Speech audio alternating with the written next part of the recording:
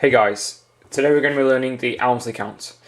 The Elmsley Count is a false count, so what that means is it's a method of counting cards like that, only with the Elmsley Count it's false, so not all the backs or not all the faces of the cards in your hands are shown. So as you can see from the performance right here, you can use this Elmsley Count to hide cards, you can use it to show all the cards in your hands as being the same when they're not, and finally you can count 5, 6 or 7 cards in your hands as 4 cards. So it's a very versatile move to do. So that's what we're going to be covering today. Let's get into it.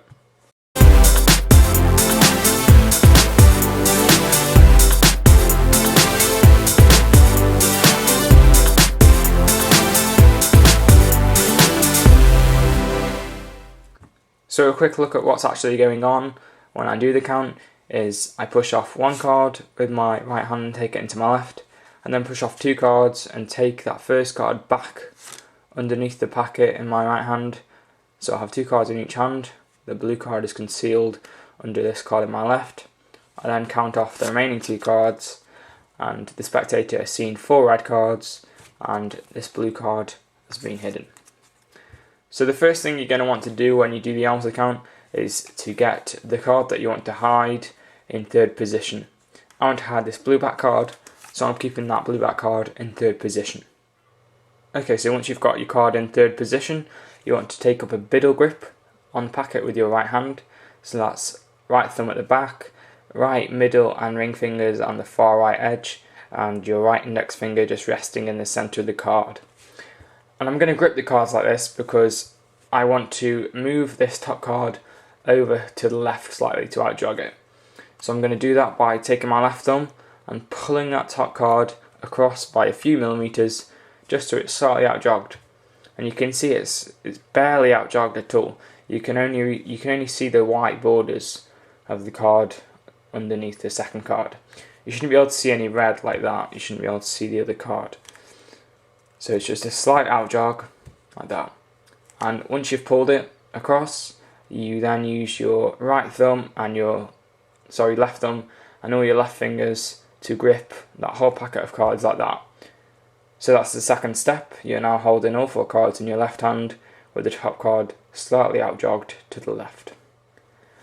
The third step is to take your right hand and we're going to use our right thumb, index and middle fingers, and we're going to grip this whole packet of cards. Your right thumb goes about middle of the packet like this, right in the middle, and your left index and middle fingers go right underneath.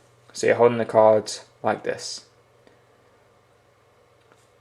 The next, what you want to do is you take your left hand and you pull the top card off like that, and you're going to pull it into this just kind of mechanics grip, if you like. Okay, so this is the hard bit of the count. This is the part where you're going to push off 2 cards with your right hand while taking this card back under the whole packet. So I do this by applying pressure with my thumb like this and pushing back, kind of pulling to my right with my right index and middle. And with some practice, you should find that the 2 cards just slide forward easily. So you're pushing everything above that bottom card to your left by pushing with your right thumb and pulling with your right index and middle fingers, and you can see the cards separate. As soon as these 2 cards start to separate from the bottom card of my right hand, I'm going to bring my hands together again. The card held in my left hand is going to go underneath the whole packet and it's going to touch the face of the bottom card. So I'm going to slide it under like this. And it's meant to look like I'm just taking this top card, I'm taking it into my left hand like that, as you would count a card normally. But what's actually going to happen is you're going to switch the cards. So this left hand card goes underneath, and it's actually going to slide into the grip of my left index and middle fingers. So I'm now holding that card with my index and middle fingers in my right hand. My left hand's free. But at the same time, your left thumb is going to come across and touch just at that break where these 2 cards are coming away from the packet. It's going to contact just there, and it's going to pull it away into the left hand. So you've just switched out those cards. You've now got 2 normal cards in your right hand. So the final bit of the count is just to take these final 2 cards into your left hand. So you're just going to come across with your hands, pull that top card across, and do exactly the same movement. And you've just shown 4 red back cards. So we'll just go over that whole count very quickly again, just to make sure you're clear about the bit where you push off the 2 cards. It does get a bit complicated. You hold it in biddle grip and you get that slightly out jogged top card. You then grip it with your thumb, index and middle fingers in the middle of the card. You then take the top card into your left hand and then take your hands and bring them close together again. You push off a double with your right hand by pushing with your right thumb and pulling with your fingers underneath the packet, and you should see the double starts to come away. You bring your hands close together. The card that you previously had in your left hand gets regripped and held by your left index and middle fingers, while at the same time you pull the double off with your left hand, and then you finish the count.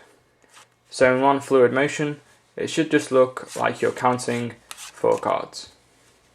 So as I said in the beginning, you can use this count to count 5, 6 or 7 cards as 4 cards. It doesn't matter how many cards you've got when you get the move down. So right here I can still count 4 cards. I think I've got 5 here. If I was to add another card, it's just exactly the same. I can still count as 4. And this just works exactly the same.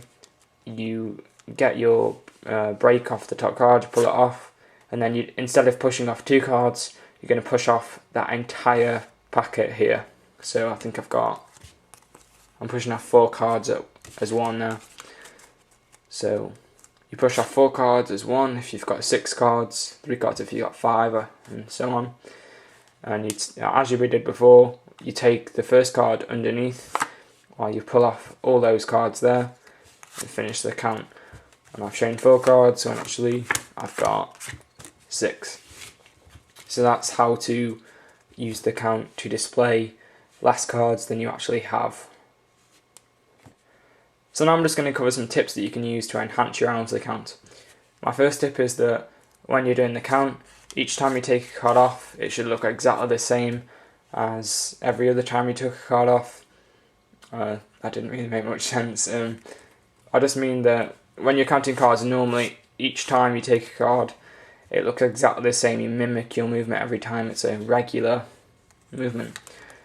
So what I mean by using this in the Elmsley count, each time you take a card off, it should have the same rhythm, the same movement as the previous time you took a card. So when you take the double, it's not noticeable. It's not noticeably different from the times when you took single cards. So the second tip is that when you count the cards, there shouldn't be any snapping of the cards. So when you do it, you shouldn't be like ripping the cards like that. It just doesn't look natural. It's not a natural way to count cards. It should be a gentle count with a rhythm, a slow kind of like this. So that had a nice rhythm to it. Don't go too fast. So if you go like, you'll mess up. You can't. And even if you don't mess up, it just doesn't look a natural way to do it. It should be just to be a natural count that displays all 4 cards slowly enough for the spectators to see them, but not so slowly it just looks a bit suspicious. Okay guys, that's it for this tutorial. If you did enjoy the video, don't forget to leave a like, favourite, comment and subscribe. Look out for videos in the future on the Elmsley count. Some really great effects can be brought about using this count. If you haven't done so already, make sure to follow me on Twitter. The link will be down in the description below.